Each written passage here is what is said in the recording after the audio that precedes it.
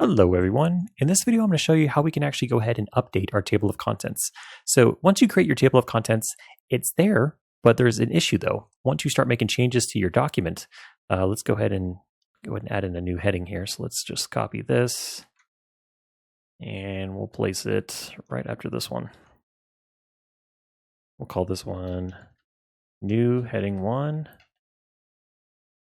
And then okay, so now that that's there, if we scroll up towards the top, you can see it is not there. That change has not taken place. And even if we go ahead and delete something, so let's come all the way down. Let's actually delete.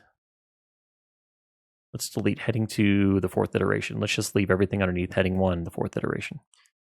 So, okay, so now that that's gone, again, if we scroll up to the top, nothing has changed. It's still the exact same. And even if we were to move something, we come over here to heading, and let's say we just want to move heading 3 all the way down here.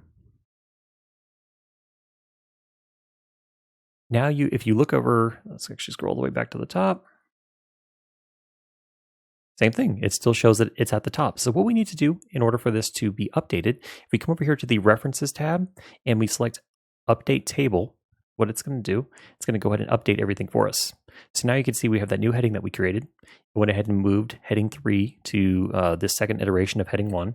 And then also it went ahead and removed the other heading that we had deleted. So if you make changes and you have a table of contents already in place, just as a reminder, you need to make sure that you go over to the References tab and select Update Table for your new table of contents to reflect all of the changes that have taken place to your document.